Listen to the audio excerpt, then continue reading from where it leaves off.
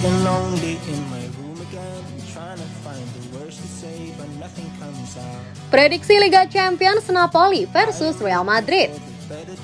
Prediksi pertandingan matchday kedua grup C Liga Champions 2023-2024 Napoli versus Real Madrid, Rabu 4 Oktober 2023 pukul 2 waktu Indonesia Barat di Stadion Diego Maradona.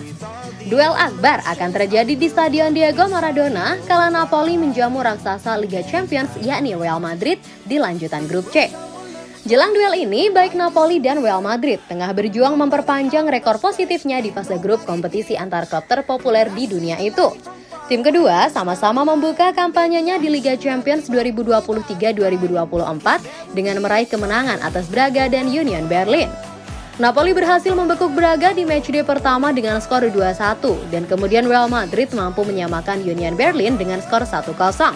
Duel ini diprediksi akan berlangsung panas mengingat kedua tim juga sama-sama berada dalam catatan positif jika melihat laga terakhirnya. Napoli tengah dalam tren positif karena belum terpecahkan di dua laga terakhirnya.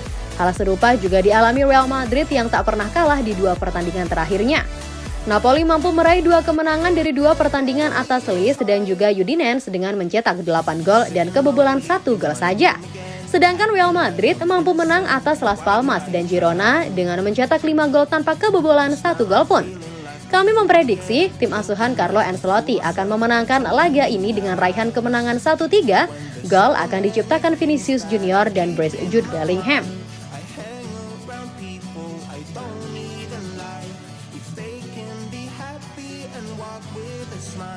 Gelandang Real Madrid dipandang sebagai fenomena dan pemimpin generasi baru di klub. Gelandang Real Madrid Aurelien Tchouaméni akhirnya membuka rekening golnya setelah ia mencetak gol dalam kemenangan 3-0 atas Girona baru-baru ini. Pemain berusia 23 tahun itu dengan bercanda diejek oleh rekan setimnya Lucas Vazquez yang mengomentari postingan media sosial sang gelandang dengan mengatakan, "Setelah 58 pertandingan, selamat."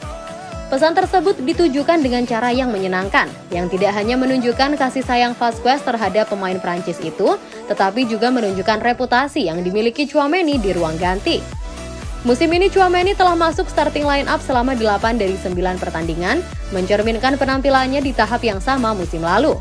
Namun tahun lalu saat ia kembali dari Piala Dunia FIFA, ia digantikan dari lini tengah karena Ancelotti memilih duo berpengalaman Luka Modric dan Kroos sebagai gantinya. Ide untuk mengontrak Tchouaméni ketika Madrid membayar 80 juta euro ke Monaco adalah untuk menggantikan Casemiro yang keluar. Dan untuk itu, nilai besar Tchouaméni bagi klub diakui secara luas, lapor The Athletic.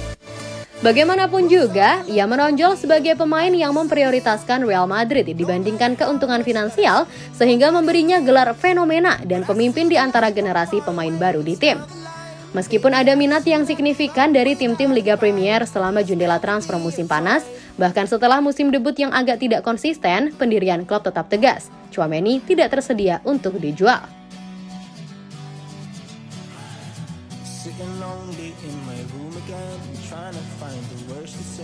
David Alaba dipastikan absen saat menyambangi markas Napoli. Real Madrid telah mengumumkan skuadnya untuk laga pekan kedua Liga Champions melawan Napoli di Italia. David Alaba dipastikan absen dalam laga itu karena belum sembuh dari cedera yang dialaminya. Dikutip Sport.es, Los Blancos dengan mudah mengalahkan pemimpin La Liga Girona pada akhir pekan dan sekarang akan melakukan hal yang sama melawan tim Neapolitan yang menempati posisi ketiga di Serie A. Carlo Ancelotti memiliki semua pemainnya yang tersedia untuk pertandingan ini, kecuali Militao dan Courtois yang sudah absen karena cedera serius dan David Alaba yang keluar lapangan saat melawan Las Palmas karena cedera. Vinicius kembali, meskipun pemain Brazil itu memulai di Girona dan secara umum merasa frustasi. Alaba belum pulih dari cederanya dan itu berarti Nacho Fernandes harus menjadi starter bersama Antonio Rudiger di lini tengah pertahanan tim. Ini bisa menjadi masalah akhir pekan depan jika Alaba tidak pulih tepat waktu untuk pertandingan melawan Osasuna, mengingat Nacho dikeluarkan dari lapangan pada hari Sabtu. Ancelotti diperkirakan akan menurunkan Modric di starting line up pada pertandingan ini. Gelandang Kroasia ini belum bermain 1 menit pun sejak kekalahan telak dari Atletico di Derby Madrid dan Ancelotti bisa memberinya kesempatan untuk mendapatkan penebusan di pertandingan besar ini. Madrid memenangkan pertandingan pertama penyisihan grup dengan selisih tipis melawan Union Berlin di Santiago Bernabeu 1-0. Sementara Napoli juga meraih 3 poin dalam pertandingan mereka di Braga 1-2. deep in my mind. I hang around people I don't. Florentino Perez memanggil bintang Girona untuk meminta maaf. Real Madrid meraih kemenangan 3-0 atas Girona, satu-satunya tim di atas mereka di La Liga menjelang pekan 8 ketika Kapten Nacho Fernandes menambahkan catatan buruk pada malam itu.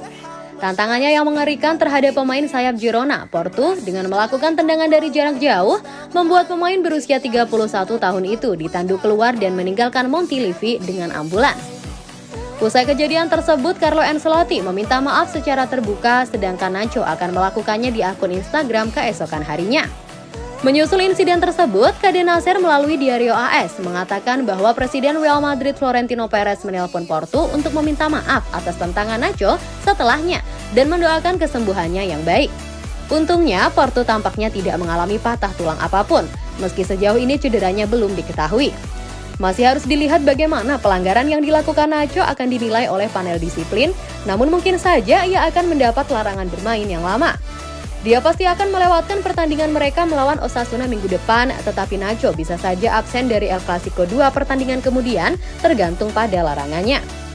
Akibat kartu merahnya, Nacho bisa mendapat skorsing hingga 4 pertandingan dan melewatkan El Clasico dalam prosesnya. Tak perlu dikatakan lagi, keputusan cerobohnya kini menempatkan Carlo Ancelotti dalam dilema pemilihan di jantung pertahanan.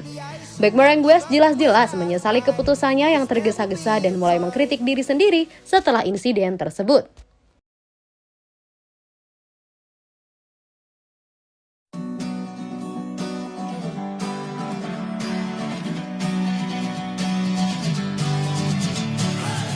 Sitting